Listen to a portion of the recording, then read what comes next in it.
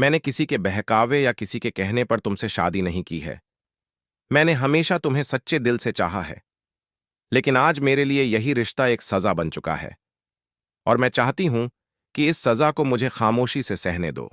आखिर हर बार यह क्यों कहा जाता है कि मर्द है तो मजबूत बनो? क्या मर्द के दिल में जज्बात और एहसास नहीं होते? मैंने तुम्हें पूरे दिल से अपना माना है। तुम्हें पाना मेरे लिए जिंदगी का सबसे खूबसूरत एहसास है। फिर हर बार उससे यही क्यों कहा जाता है कि अपनी भावनाओं और एहसासों को छुपाकर रखो?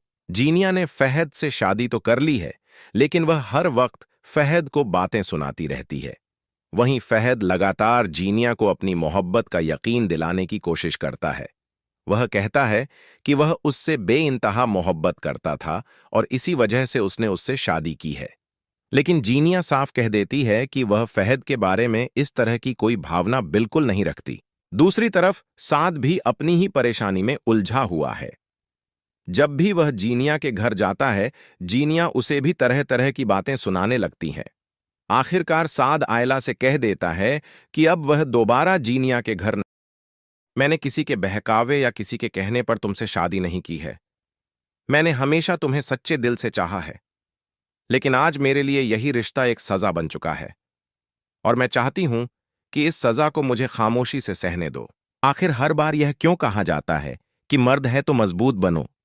क्या मर्द के दिल में जज्बात और एहसास नहीं होते?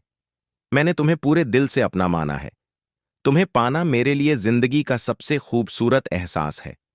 फिर हर बार उससे यही क्यों कहा जाता है कि अपनी भावनाओं और एहसासों को छुपाकर रखो? जीनिया ने फहद से शादी तो कर ली है, लेकिन वह हर वक्त फहद को बातें सुनाती रहती है। वहीं फहद लगातार जीनिया को अपनी मोहब्बत का यकीन दिलाने की कोशिश करता है। वह कहता है कि वह उससे बेइंतहा मोहब्बत करता था और इसी वजह से उसने उससे शादी की है। लेकिन जीनिया साफ कह देती है कि वह फहद के बारे में इस तरह की कोई भावना बिल्कुल नहीं रखती। दूसरी तरफ साद भी अपनी ही परेशानी में उलझा हुआ है। जब भी वह जीनिया के घर जाता है, जीनिया उसे भी तरह तरह की बातें सुनाने लगती हैं। आखिरकार साद आयला से कह देता है कि अब वह दोबारा जीनिया के घर